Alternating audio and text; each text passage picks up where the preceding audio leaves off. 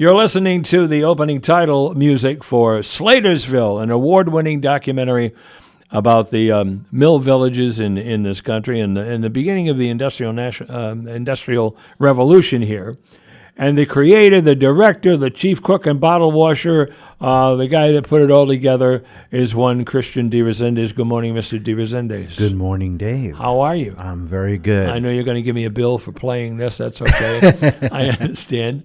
Now, talk to me, first of all, let's talk a little bit about what Slatersville is, because I know a lot of people, with all the people that have seen it, there's a lot of people that don't know what it's about, so let's talk. Slatersville is the first planned mill village in the country. It's based in North Smithfield, Rhode Island, right up on the border with Millville and Uxbridge, Massachusetts. Yeah.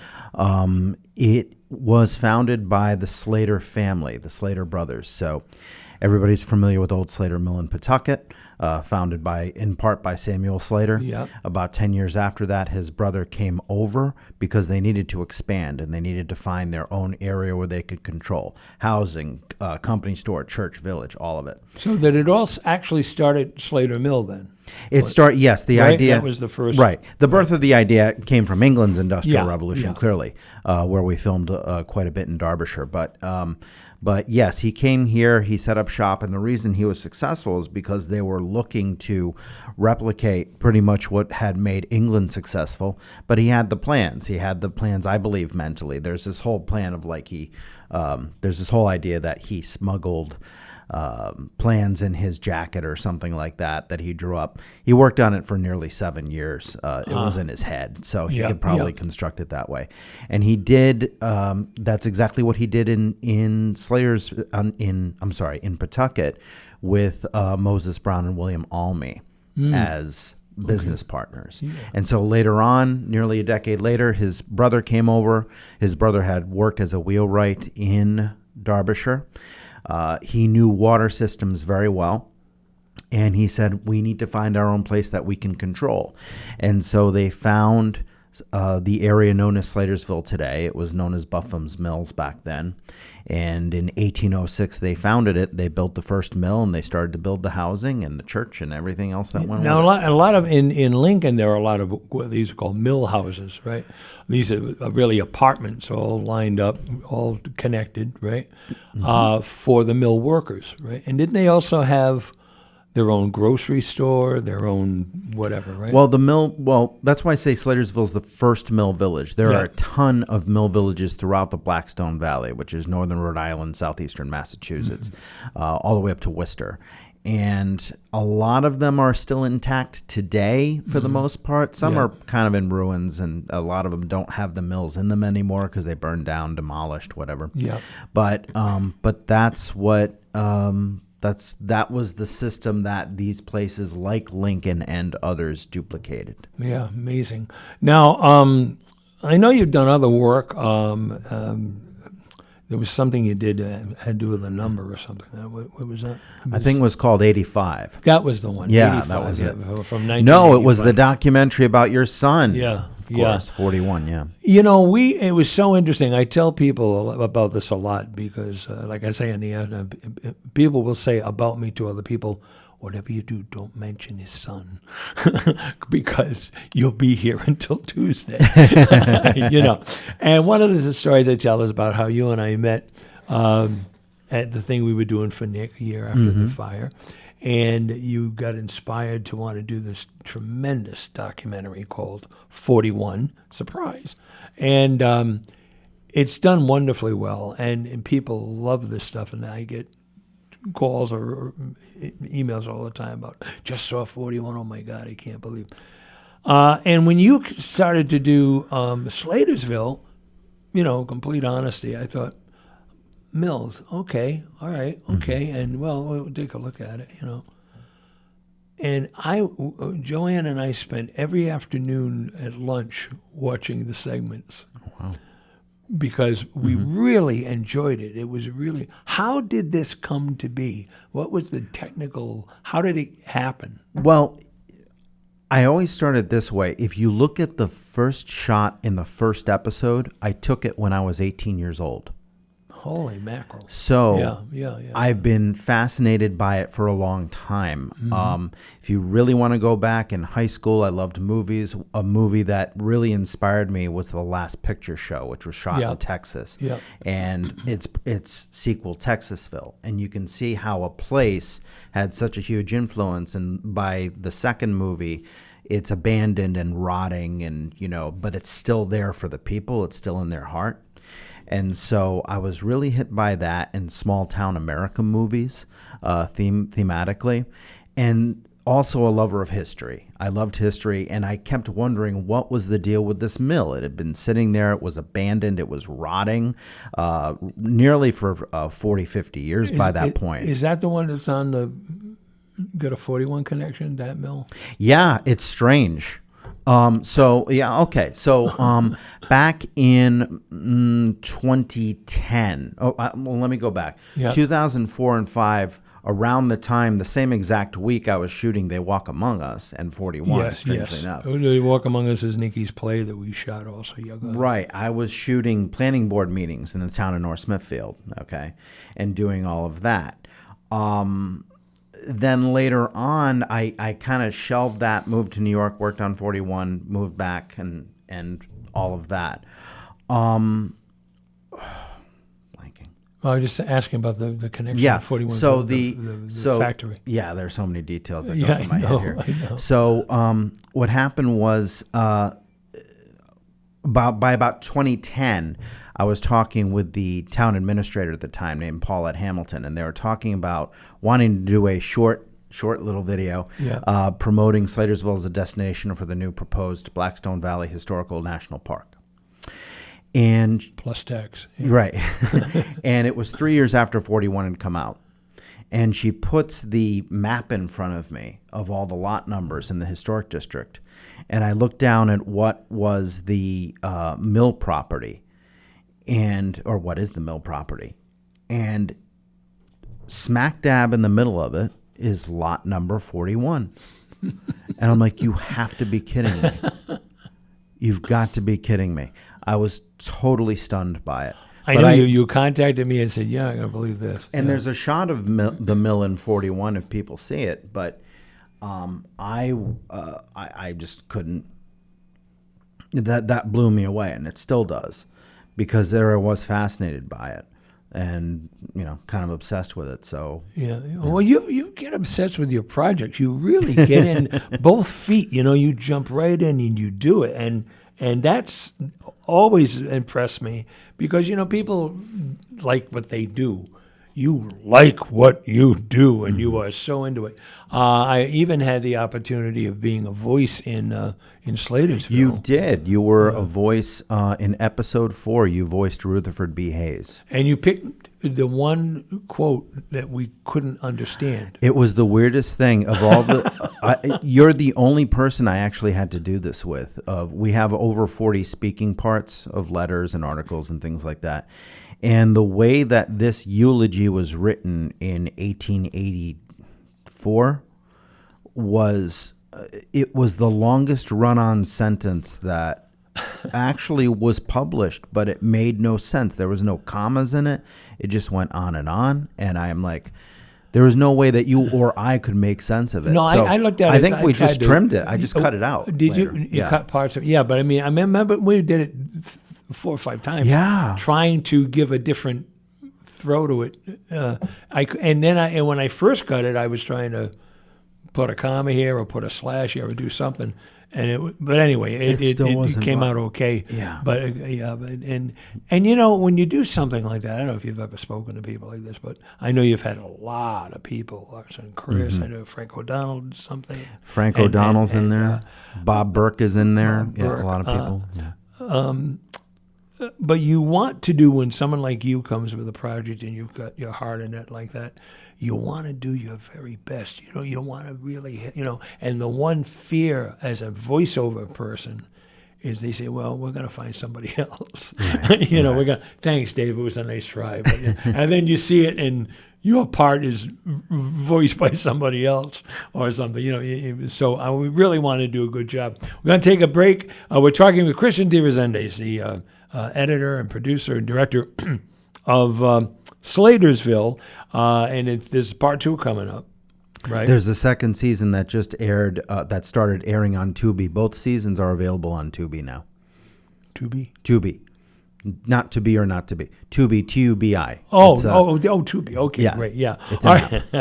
There's something else I didn't know, but that's okay. I'm still waiting to collect calls. Well, I got to take a break. Stay tuned. We have more for you, all right? You're listening to the title music for Slatersville. We have Christian de Rezendes with us and talking about all kinds of things, especially the production value. Now, this has taken you how long? First of all, the first one was on PBS, right? And now the second edition, version of it? Mm-hmm. So the first 5 episodes aired on Rhode Island PBS in the fall of 2022. Right. They're still on pbs.org where you can stream them. Then we started to go with a new distributor, and so earlier this summer we found out that Tubi picked it up, Tubi. Tubi. Okay. Yeah, that's a new app you can download just like Netflix and others. And so they ended up getting the first 5 episodes, which is season 1, and the next 3 episodes, which is season 2. Okay. There will be a season 3, which is what we're completing now, episodes 9, 10, 11, and then that will complete the series. The other thing, too, is Tubi's available in 4 countries. And strangely enough, the numbers came back on the viewership a couple days ago, and I learned that 45% of the viewership for Slatersville was in Australia.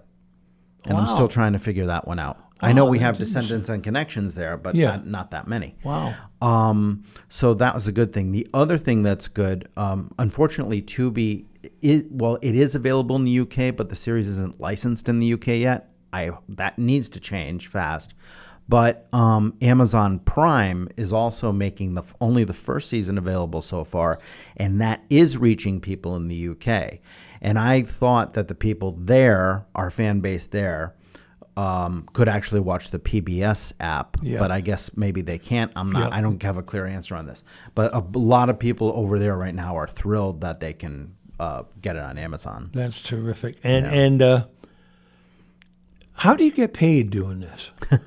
I mean, all of the hours and hours and hours. And I know it's something in your heart, but how is that structured? I've been very fortunate with a number of grants and donations that have come in. Yeah.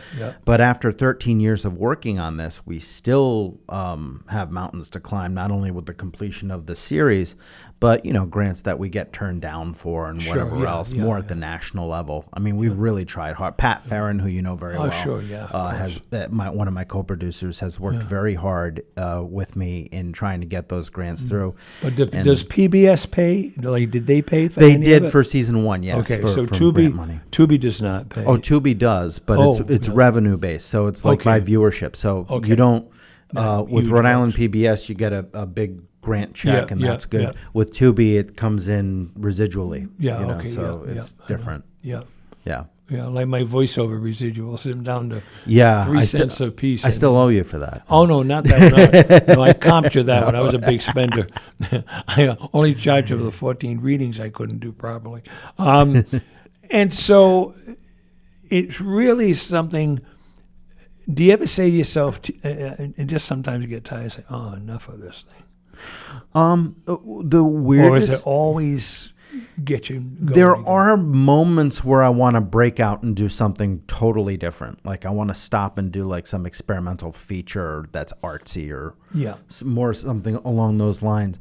But what ends up happening is that there's so much on my plate to do with this series that I can't stop and with enough time and energy and get my head around that and then come back to it. So I would love to do different kinds of films after this. I did different kinds of films before this. This just happens to be a series. It didn't start out to be a series. It was supposed to be like a feature-length documentary, and I just shot so much stuff, and I wanted to go in depth, and I covered nearly 2.5 centuries of story that, and then in the last 10 years, 12 years more, the advent of there's a documentary series for everything. With all the streaming platforms. I always tell people that, they gave 7 hours to Tiger King. Okay. We actually sat there at the start of the pandemic and watched that for 7 hours. Yeah. A lot of people did.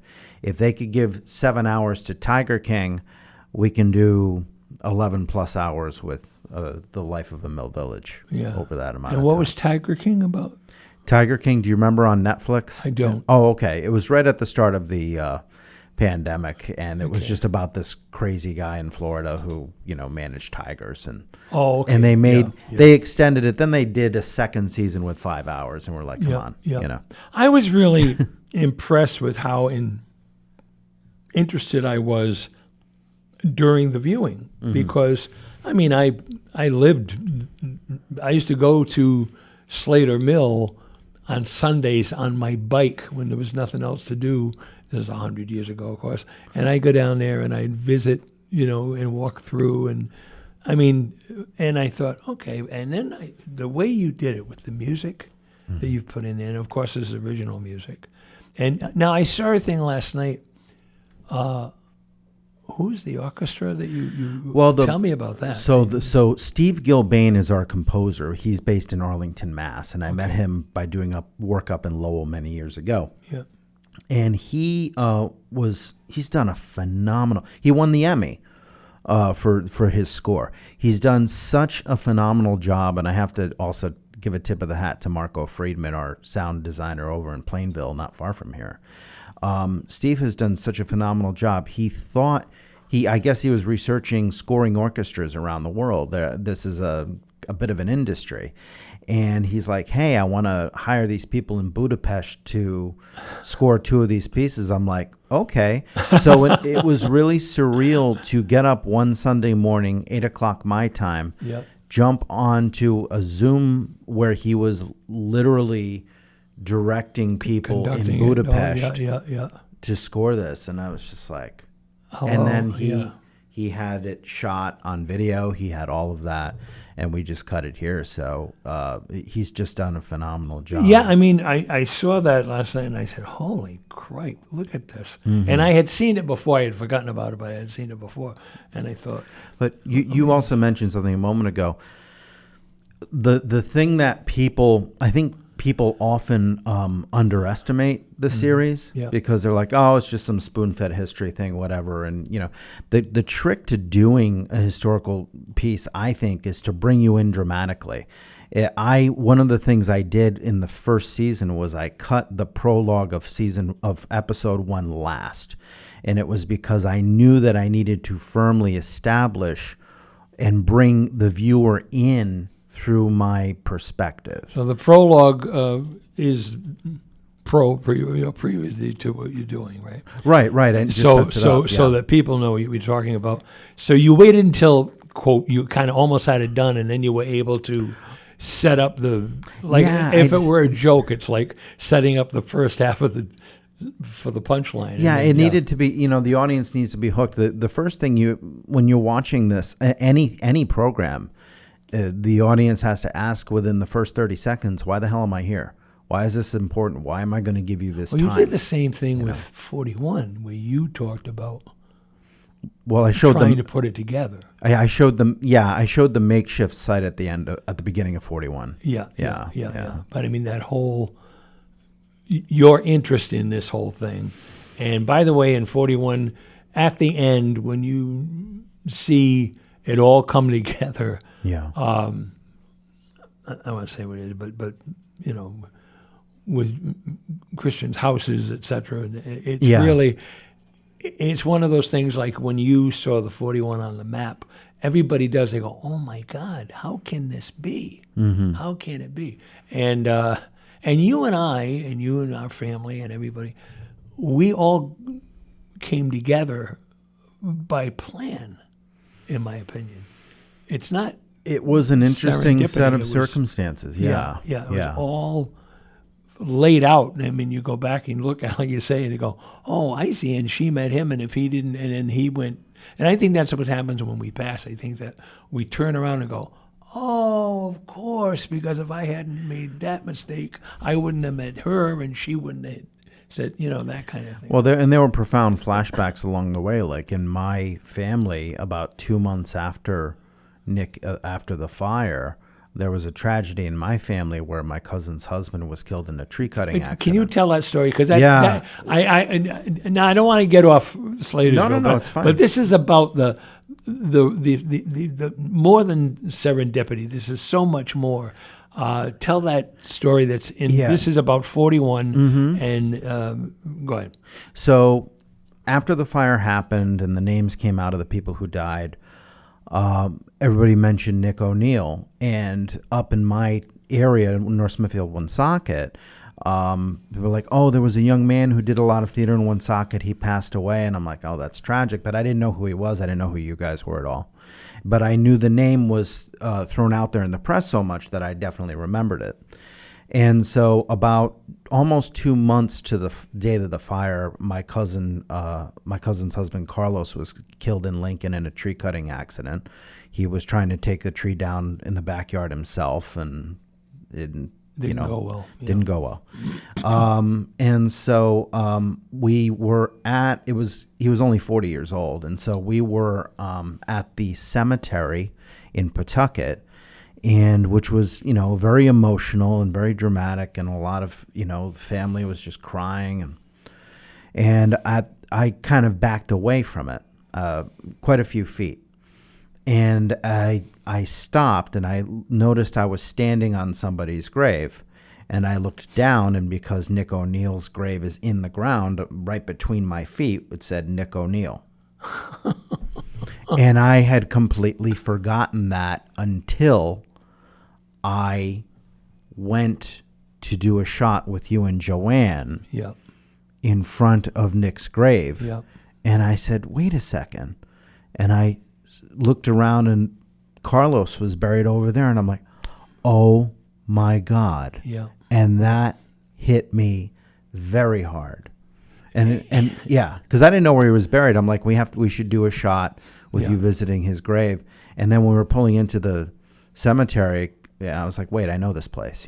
It was very odd. It's just astounding. And people don't, they say, oh, what a coincidence. And then they walk away, But your life, no, my life's not like that. It's not like that at all. You're invested. We're talking with Christian de Rezendes about Slatersville. I'm going to be on Tubi now, Tubi, and they said it's a free streamer. Yep. Right. And I'm gonna be in Whitensville this afternoon. Where? At the Sing Performance Center. Yeah. At I believe it's. Oh God, I want to look. I believe it's at 1:30. Okay. It's at 1:30 p.m. Right. We'll going to check be showing it during the break. I got a break coming up. Okay, cool. We'll talk about it. We're going to take a break. We're coming back with more of Christian de Rezendes and Slatersville. You keep listening, okay? All right. You and me on the radio until noontime. Christian de Rezendes is with us. And the other movie we were going to talk about was Raising Matty. Raising Matty Christian. Christian, right. Yeah. Tell us about that a little bit. Matty Christian was from Canton, Massachusetts. He was born without full limbs, so arms to the elbow, one leg to the knee, one leg to the ankle, and no tongue. And he was born in 1983. He passed in 2009. Okay. He was an inspiration to a lot of people in Canton, Massachusetts, and surrounding areas. He went to Bryant University. He became an award-winning para-athletic swimmer. He was an alternate in the Paralympics. He didn't go. Yeah. And so the film really covers his story through the point of view of his parents, his brother, and many of his friends. And that did very well. It came out 10 years ago Yeah. already, and it got about 10 awards. How does time go by this fast? I mean, it's really amazing. I was talking to somebody about it yesterday. This is 20 years ago. I do a talk on 41. And I also, as part of it, I do nurses, death and dying classes for these young nurses. And I'm telling them, when you have a patient who's on their way and they see their dead Aunt Tilly, it's not the medication, it's Aunt Tilly coming to help them across. Right. Things like that. And I started to talk one day, and I realized talking to these kids about the Station nightclub fire is like talking to you about Pearl Harbor. I mean, or 9/11. Even 9/11. Yeah. Yeah. Well, yeah, right. And so it's something they know about, but you forget that the whole world wasn't alive when that happened, right? Yeah. So this is part of your audience for all of your work, people that heard it or Slatersville heard about the mill. Well, the further back it goes, the more it gets buried. Yeah. Right? Yeah. I mean, yeah. in our latest episodes, we had to cover aspects of racism, elements having to do with the KKK in northern Rhode Island in the 1920s that people just assume forget. And it's like, no, this was here. Understand why there was systematic racism throughout the mill villages. Yeah. So, and that was based on how it was structured from the government level on down. So that's something we cover. World War II history as well. It was 80 years ago. Before that, you had labor history. One of the big things that we cover in Slatersville Season 2 are the Salesville and Woonsocket riots and the Great Textile Strike of 1934.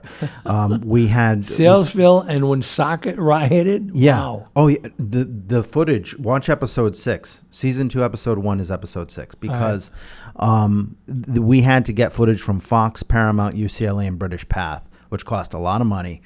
And we did a before and then and now comparison. We worked with a historian named Patrick Crowley, who's Secretary Treasurer of the Rhode Island AFL-CIO. He was great. He wrote a book on it. And so that whole element is very critical to the Great Textile Strike of 34 was nationwide. Okay, and it was very violent. Yeah. And it was in the heart of the Great Depression.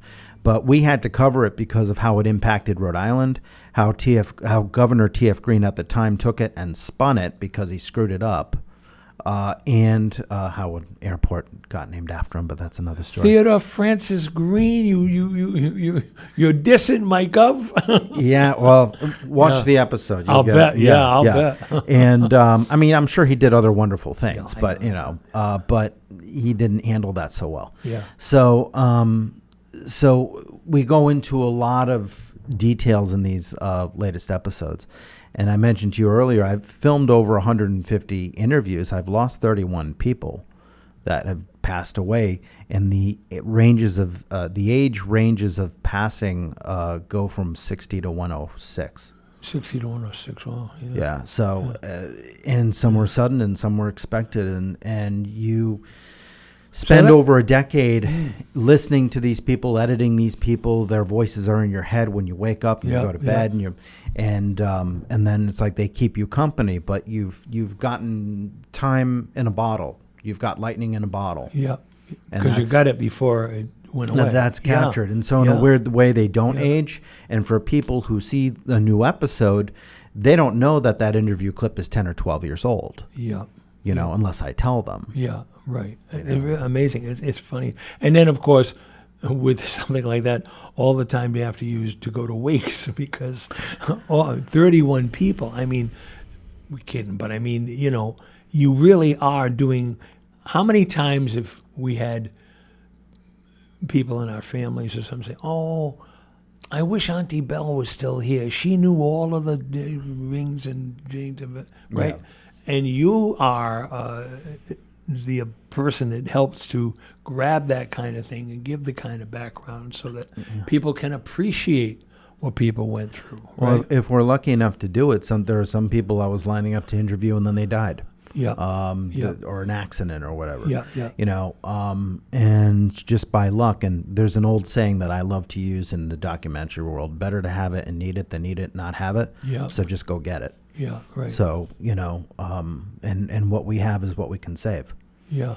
Let's talk a little bit about some of the things you want to plug, because it's important that we get it out. So we mentioned Tubi before. Seasons 1 and 2 are on Tubi. All 8 episodes. Tubi, check it out. Yeah. Free download. Mm-hmm. Yeah. So that's one. The second is this afternoon I'm going to be at the Sing Performance Center in Whitensville, Massachusetts, which is in the town of Northbridge. And we're going to be showing a portion of episode 7, which is our World War II episode. Okay. And we're going to have some, my friend Jamie LeClaire, I believe, is going to be there, and Allison Horrocks, our co-writer, is going to be there as well. She's also a park ranger. So we're going to be showing that to celebrate World War II, to honor that. And then on Sunday, September 1st, we're going to be at Old Slater Mills showing the Salesville and Woonsocket sequence in honor of Labor Day. Okay. Oh, and cool. Patrick Crowley will be there for that, and I think Allison will be there for that too.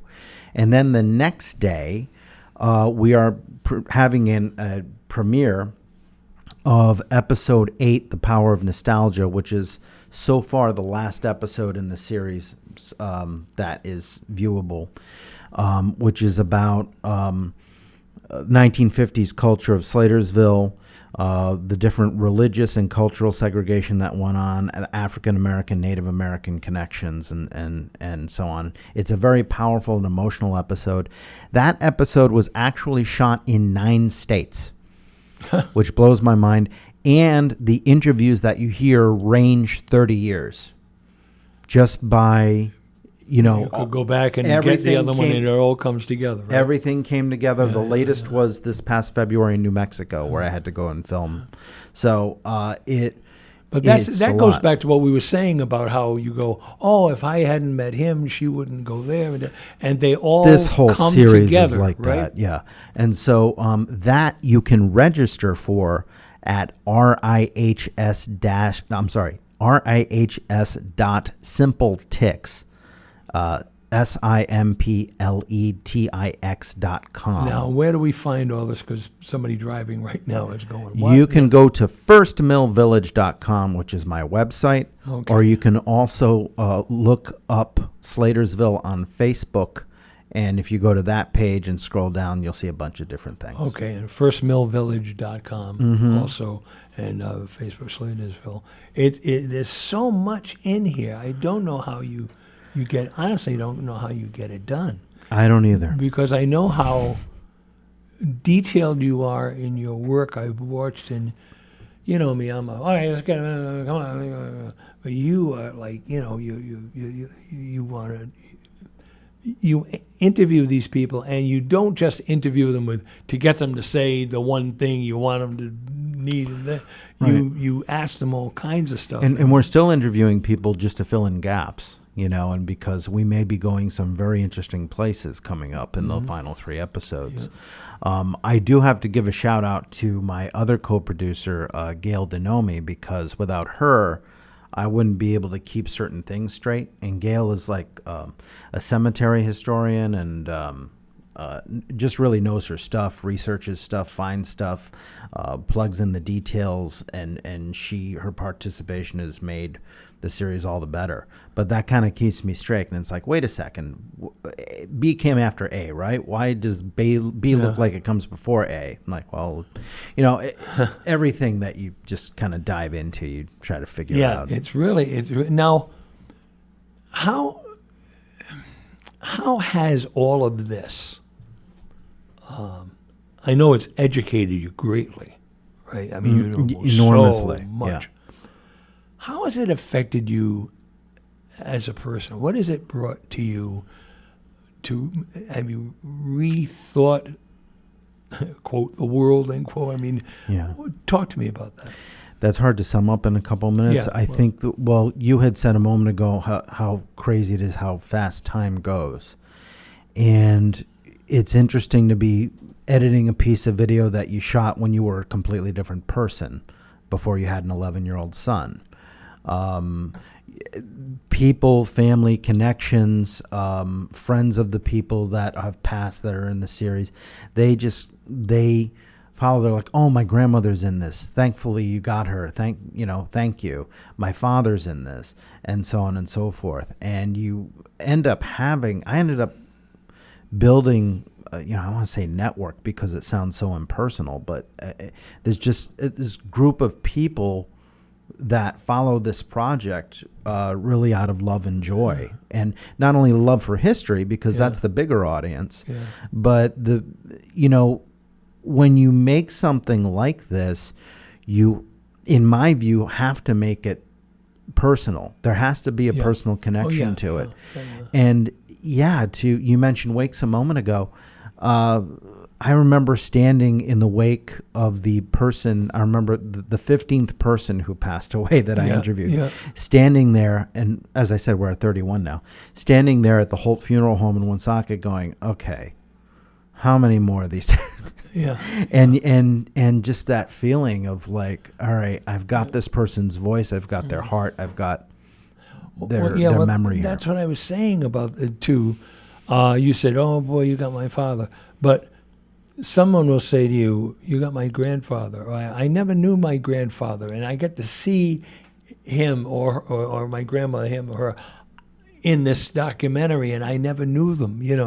They'll be in like that in years, and all of a sudden somebody will walk up to you and say, "You shot my great grandfather," and whatever. But the best story, if you have a minute, is we got a minute. Where am I going? Go ahead. Okay. Well, I don't know if you have an ad or what. Well, the very first interview I shot for this series was in 2005. Yeah. And I only shot 3 that year. And it was with a 93-year-old man named Clarence Arsenault, who had started working in the mill when he was 15. Yeah. Such a lovely soul. He lived to be 97. Yeah. At the time, he was going to the gym 3 days a week. Yeah. Okay. So in 2012, when I resumed the project, his son, Clarence was gone by then, his son Donald, who was living in Georgia, came up. And I interviewed him, and Donald was in his late 70s at the time. I had a call with Donald, I don't know, about a year ago, where he said to me, Christian, it's crazy, but you know what I was thinking? I'm almost the age that my father was when you interviewed him. Wow. And that's the one comment, the one moment where it gets both a laugh and a cry. Yeah, Because, just to think about that. And Donald is about 90, 91 now. Yeah. So. I had Steve Goldman from the Big Blue Bug, him and his sons on one day. And they recorded, I asked them a bunch of questions. And of course we have it archived and then they're able to lift it.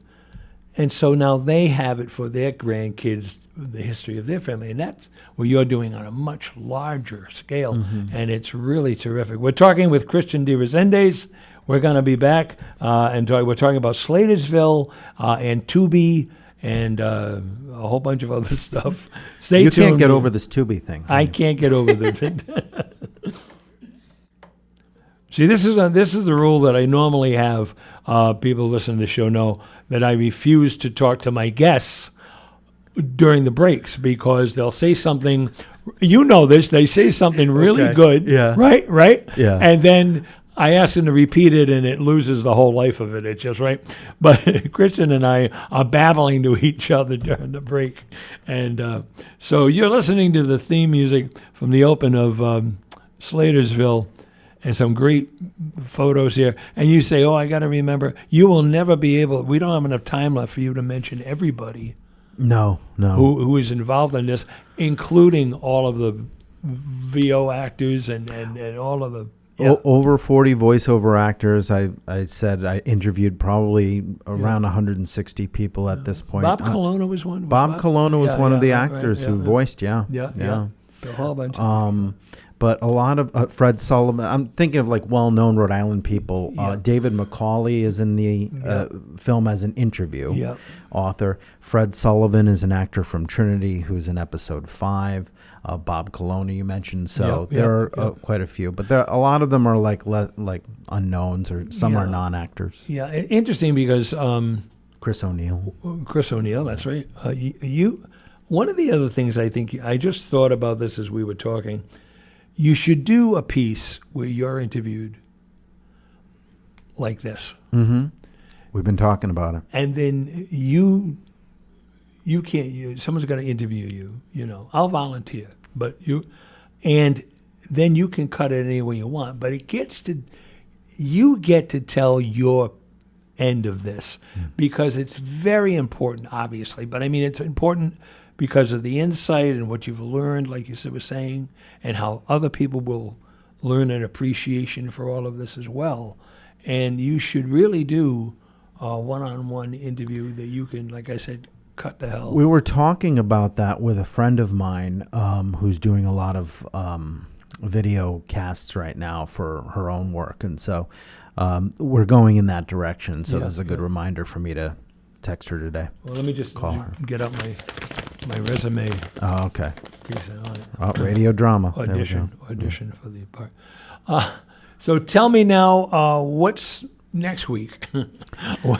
you got these appearances today. Yeah, so we have today in Whitensville Slatersville. this afternoon, September 1st in Old Slater Mill, and then September 2nd on Labor Day at the Museum of Work and Culture in Woonsocket. That's a full episode. Episode 8 we're showing at 75 minutes. That's followed by a Q&A with me.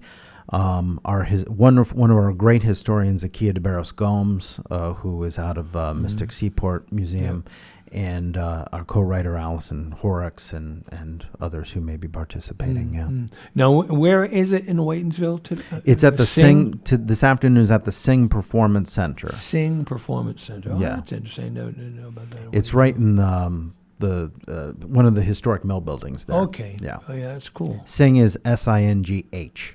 Oh, cool. All right, so I always spell it. Is that different? Oh, I see. Okay. I'm not terribly well educated. Now, you talked about your 11-year-old son, Nick. Happens to be named Nick purely by coincidence. And he's doing good. He's doing well. Yeah, yes. really great. And so you get a chance. I think I've let you know that I love the pictures that you get of you and him. Yep. You post them on Facebook, and they're really special. Yeah. And really real, natural. Yeah. He's just a very interesting little boy. He is, and he's got a great face, and you just get this warmth from him. Yeah. You do. You get. I mean, I'm telling you, but you get this warmth from seeing this young man, and you and him, great combo. Thank you. And really great combo. And my mom is a huge help with him too. Oh, with, well, with I mean, music and everything. Of course, I mean, she's doing great. She's a celebrity of her own status. Yeah. Right? Yeah. And still singing, of course. Yes. Yeah. Yeah. Doing a lot of interfaith minister stuff. She just graduated with she's probably listening to this. She graduated with a doctorate in divinity at the new seminary in New York City a couple months ago. So very cool. Yeah. So if I need to have my divinity lanced, she can totally do that for you. Yeah. Doctor of divinity. Yeah. Okay, good. And so that's cool. And you must be so pleased. I mean, you get to say, if you were to get ill, or if you knew you were on your way out anyway, you can look back and get this peace in yourself that this is something that I think was really worth it, right? Yeah, I mean, totally. At some point, I knew that, okay, I wanted to be a filmmaker, so what does a filmmaker do? A filmmaker makes film, and so what do you have to do to get there? And you go with some of the ideas that come your way, that get presented to you, that you're inspired to do, in any which way, whether they be narrative or documentary, and you do your best to make those work. And you can't sit around going, oh, gee, if only all the money was there, then I would start today, because it's never going to happen. So if you have $5, make $5 work. Yeah.